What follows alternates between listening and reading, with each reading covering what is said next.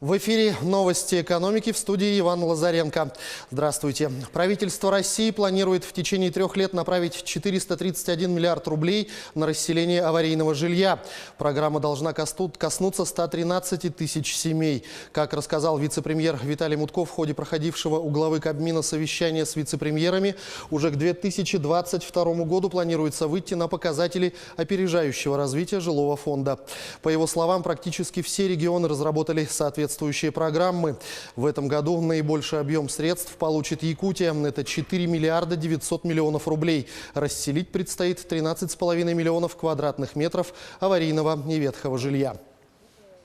Тем временем в интересах тех, кто купил квартиру в ипотеку, но не может расплатиться по кредиту, межрегиональная правозащитная организация «Коллективная защита» планирует направить в ближайшие дни в Государственную Думу России свои предложения. Правозащитники предлагают отменить норму, прописанную в законе об ипотеке, согласно которой начальная продажная цена квартиры, находящейся в залоге у банка, устанавливается судом на уровне 80% от рыночной стоимости. На данный момент, когда квартиру через суд выставляют на торги за просрочку по ипотечному кредиту, то по закону начальная продажная стоимость устанавливается таким образом: рыночная цена квартиры минус 20%.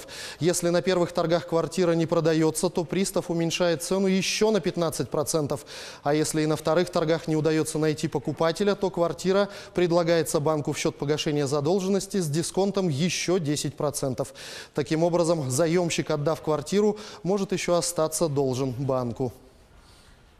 Создание интеллектуальной системы учета газа может обойтись россиянам в 385 миллиардов рублей. Такую цифру приводит Минэнерго в письме, направленном в Кабинет министров, где ведомство изложило свою позицию по внедрению нового порядка учета голубого топлива. Новая система включает устанавливающиеся в квартирах и домах умные счетчики с возможностью передачи данных в газоснабжающие компании, а также приборы для обработки информации в абонентских службах поставщиков.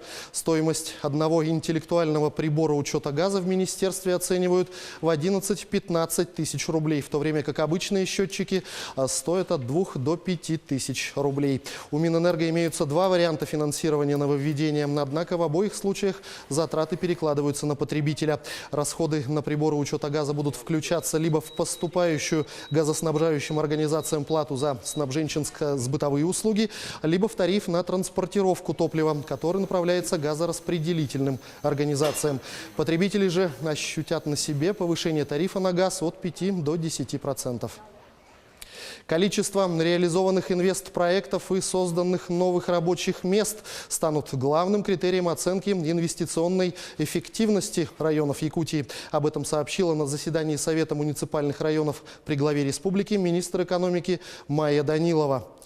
На муниципальном уровне есть много рычагов, которые оказывают влияние на создание благоприятного инвестиционного климата региона. В 2016 году, когда мы внедрили инвестиционный стандарт в муниципальных образованиях, многие пункты были сделаны для галочки. Но теперь мы ждем полного исполнения стандарта, заявила Майя Данилова. По ее словам, запросы уже отправлены в районы, где должны ознакомиться с новой инвестиционной политикой. Тем временем в Аллаиховский район Якутии доставлены все необходимые производственно-технические материалы для строительства новой котельной в селе Нычалах, сообщает Аллаиховский филиал ГУП ЖКХ Республики. Новый теплоснабжающий объект построят по инвестиционной программе предприятия, который заменит аварийную котельную постройки 70-х годов прошлого века.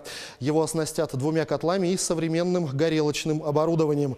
Мощности новой котельной хватит для обеспечения надежным теплоснабжением ранее присоединенных социально значимых объектов и всех жилых домов наслега. Важно отметить, в селе Нычалах в течение 2 последних лет аллаиховские коммунальщики полностью реконструировали тепловые сети с применением труб в пенополиуретановой оболочке. Власти Якутии предлагают включить в мероприятие нацпроекта «Экология» защиту реки Лены, которая является одной из самых длинных на планете. Об этом сообщил председатель правительства региона Владимир Солодов.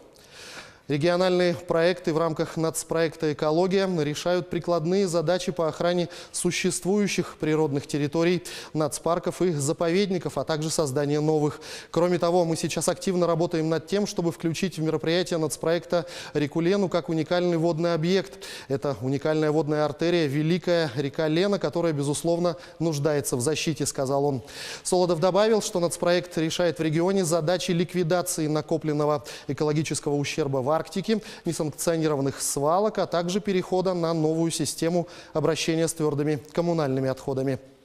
На этом пока все. Оставайтесь в курсе экономических событий на Якутия-24.